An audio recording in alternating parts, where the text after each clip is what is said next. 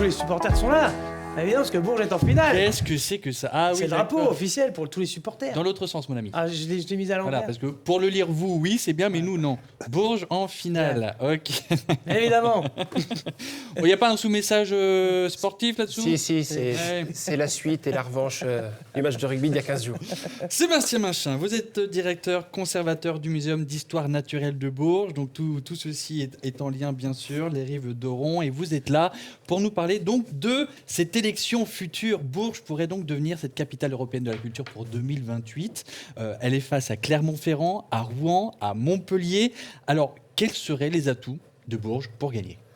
Alors déjà, on est arrivé en finale sur les quatre qui restent, puisqu'il y avait 9 villes qui avaient candidaté en 2022. Alors, vous avez battu qui en phase de poule, justement? C'est quoi le match? Alors il y avait Nice, Bastia, Saint-Denis, Reims, Amiens. Donc il y avait des... Bourges est toujours debout. Et Bourges est là. Voilà. Le petit poussé est toujours là. Et en Et fait, donc ce qui est intéressant, c'est qu'on est sur une candidature justement qui est différente de celle des autres, puisque ce sont des grosses métropoles avec des gros moyens. Alors, sur 3 points. 3 points. La première. Alors, 3 Enfin, points, le mais premier point, qui partent tous en fait du même constat, c'est-à-dire que Bourges fait partie de ces territoires de moins de 100 000 habitants ruraux invisibles. Invisibles au niveau de la France, au niveau de l'Europe, au niveau du monde, et finalement, qui sont des territoires qui sont peut-être ceux où il y a le plus d'humanité Ok. sur la planète. Évidemment, Bourges, dans notre Voilà. cœur. Et donc, Oui, ah bah oui. et donc par rapport à ça, en fait, on est parti sur 3 axes pour faire la différence par rapport aux autres et se démarquer vis-à-vis du jury européen. Le premier axe, c'est dire que ces territoires donc perdus au milieu de nulle part sont en fait des territoires d'avenir, parce qu'on est sans arrêt en train de s'adapter à des contraintes fortes, à un manque de visibilité, et que finalement, on est capable de construire, de créer, de prototyper des choses qui peuvent se construire, se développer ailleurs. Ça, c'est le premier point. C'est le premier point. Le deuxième, c'est la culture qui évoque le climat.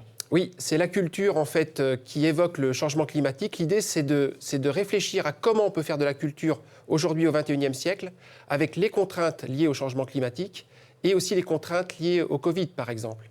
Comment on peut essayer de trouver finalement des solutions plus simples, pérennes, pour justement travailler avec ces contraintes-ci.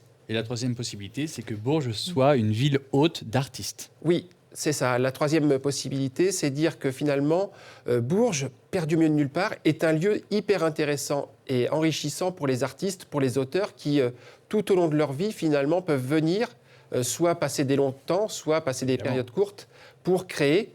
Laurent connaît... Voilà, il est dans un territoire justement naturel, rural et ainsi de suite. Et c'est des lieux finalement où on va créer, Chênes à 900 mètres de la maison. C'est l'exemple typique justement de cette candidature. Vous y êtes déjà allé, d'ailleurs, Laurent, proche de Bourges aussi, pour faire des repérages? Alors, non, je suis allé au Muséum de Bourges quelques fois, bien évidemment. Mais proche de Bourges, non, j'ai travaillé sur le polygone de Bourges pour faire des images de chevreuils, parce qu'il y a une densité de chevreuils très importante. Oui, on a le polygone donc, qui est lié aux armées, qui est un lieu qui est protégé justement par rapport à un certain nombre de choses. Et c'est un des lieux les plus importants en termes de biodiversité Bien autour sûr. de Bourges. Donc ces 3 points ont été valorisés durant toute la candidature. Donc là, vous avez dit finale. C'est quoi la prochaine étape? Alors la prochaine étape, on doit rendre... C'est le titre. Voilà, on doit rendre un document de 100 pages qui va être rendu donc, au mois d'octobre 2023. Ensuite, il y a le jury européen qui vient dans chacune des villes candidates, voir un petit peu comment les choses évoluent.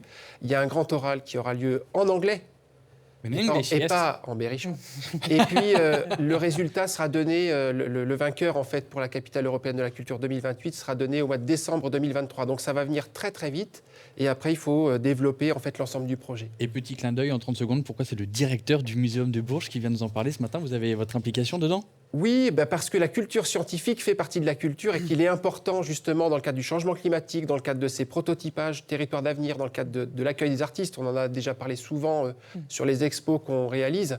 Les muséums, finalement, sont des lieux qui sont hyper intéressants justement pour développer ces choses-là. Et d'ailleurs, pour vous en rendre compte, vous allez sur le site de Sébastien, muséum-bourges.net, bien entendu. Merci beaucoup Sébastien. On va croiser les doigts pour que Bourges soit élue capitale européenne de la culture en 2028.